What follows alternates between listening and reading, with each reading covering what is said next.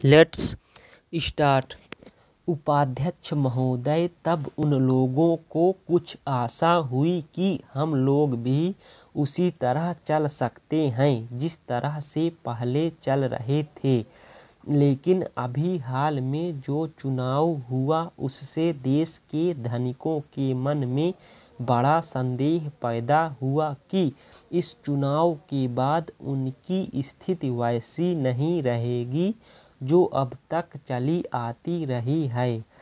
गरीबों और अमीरों के बीच में अब तक जो बहुत बड़ा अंतर चला आ रहा था उसको अब तेजी से दूर करने का प्रयत्न किया जाएगा। श्रीमान, मैं आपका बहुत ही आभारी हूँ जो आपने सदन में चालू वर्ष के बजट पर अपने विचार प्रकट करने का अवसर दिया है। मैं इस बजट का समर्थन करना चाहता हूँ। श्रीमान, मैं सबसे पहले अपने दल के नेता प्रधानमंत्री को इस बात के लिए बधाई देना चाहता हूँ कि उनके नेतृत्व में देश में कांग्रेस दल को स्पष्ट बहुमत मिला और इसके फलस्वरूप यहाँ पर केंद्र में एक ऐसी सरकार का गठन हुआ जो कि देश में वास्तव में समाजवाद लाना चाहती है। मैं वित्त मंत्री जी को इस बात के लिए बधाई देना चाहता हूँ कि लोकसभा के मध्यावधि चुनाव में जनता द्वारा कांग्रेस दल को जो आदेश दिया गया था उन्हें स्मरण है और वह तन मन धन से उसका पालन करना चाहते हैं।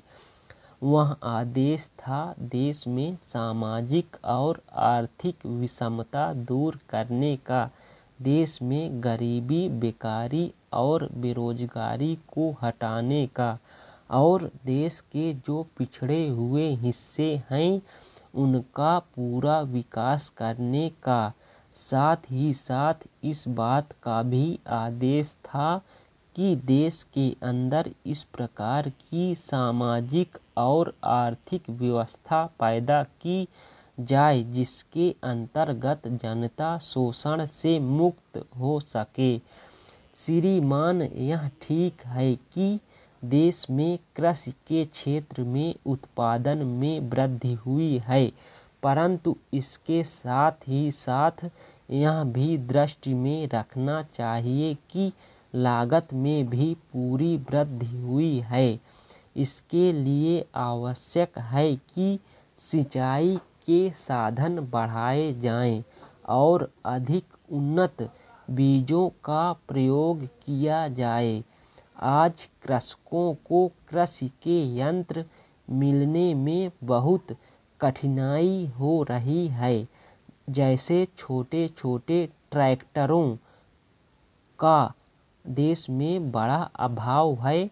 उनके बनाने के लिए शीघ्र नए कारखाने खोले जाएं, जिससे कृषकों को जल्द से जल्द ट्रैक्टर मिल सके। देश तभी प्रगति करेगा, हमारा ऐसा विश्वास है। स्टॉप।